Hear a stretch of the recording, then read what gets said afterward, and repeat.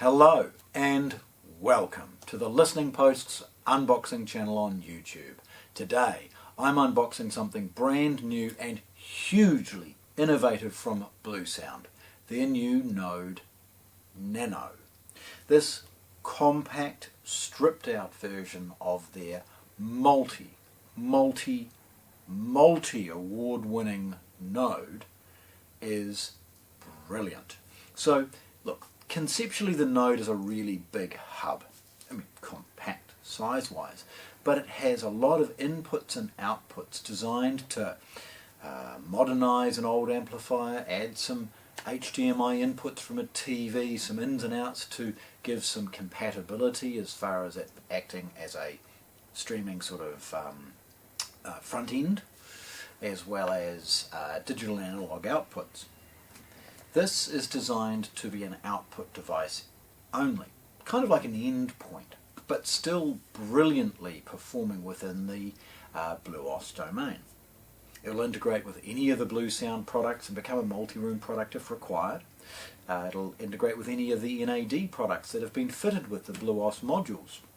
And it's brilliant. Most importantly, it's cheap. They've hit such an aggressive price point for the quality set of this product that it's astonishing. I'm really looking forward to touching this for the first time. So, Nano, compact box. It's sort of heat shrink sealed, little plastic seal. It's got obviously NODE NANO and the BluOS logo running through.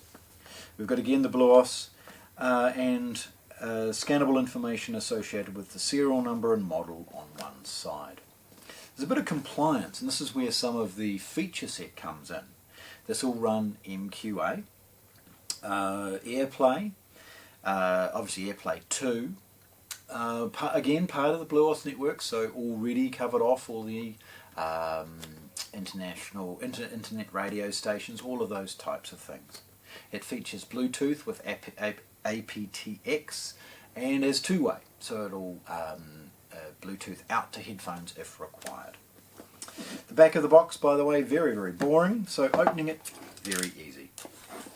Generally, just sort of sliding the knife along the obvious edge of the box, stripping off the sort of heat shrunk plastic,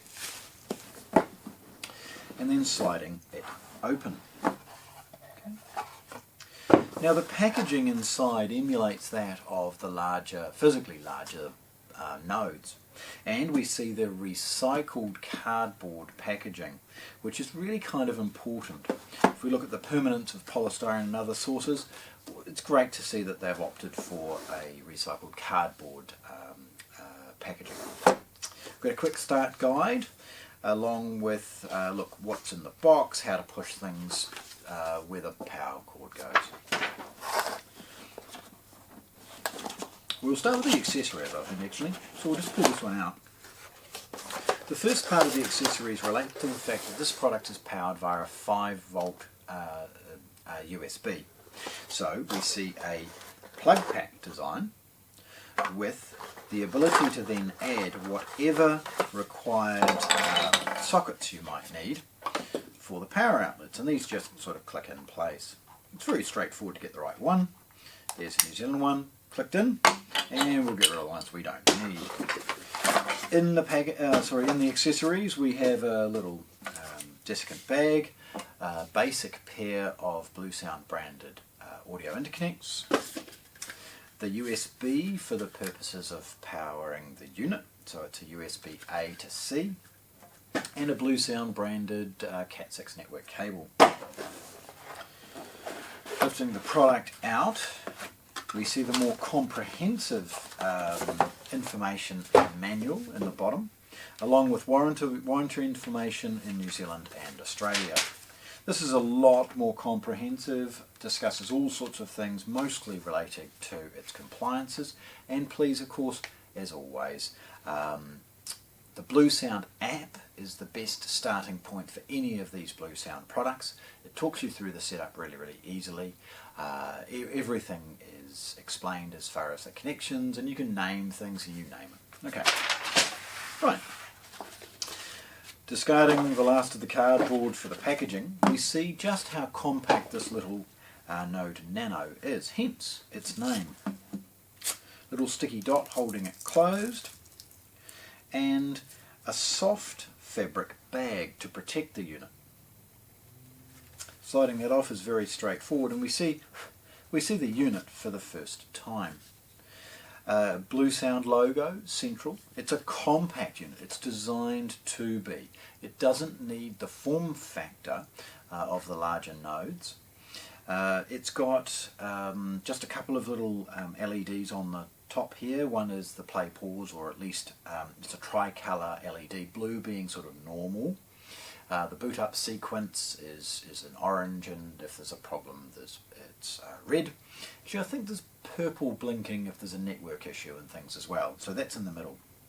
And then we've got two sort of presets which fall back to the 5 presets in some of the larger products like the Node and the Power Node and the Power Node Edge, which gives you the ability to sort of set up some of the most used settings or recommended internet radio stations, or maybe just your Spotify playlists.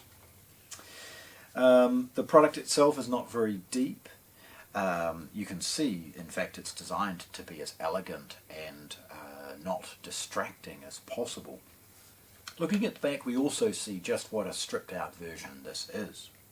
Again, as I alluded to, power is via USB-C. We've got a 3.5mm 12 volt trigger output for the purposes of turning on other connected devices. An integrated amplifier is the most logical in this setup.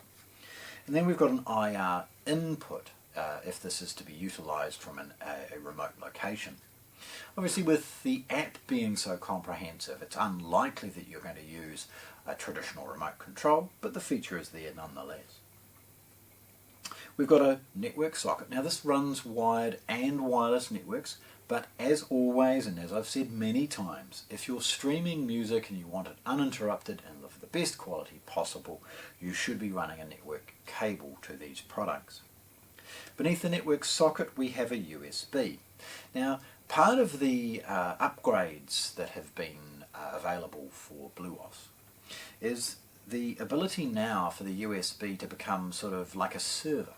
So if you plug a USB pen drive, relatively large, and with that lots and lots of songs, into the back of any one of the BluOS products, you can ask that becomes a server, and with that USB is available to any of the other devices, and the playlists and music and all of those things is very, very easy to be able to access and play back from the other Bluesound players. So, cool little feature. We've got a Toslink digital output, a coaxial digital output, and then the analog left and right output, clearly delineated with the red and white. Again, no inputs in this model. That's where the node sits and other devices should that connectivity be required. This is designed to be a perfect end point in the BluOS domain.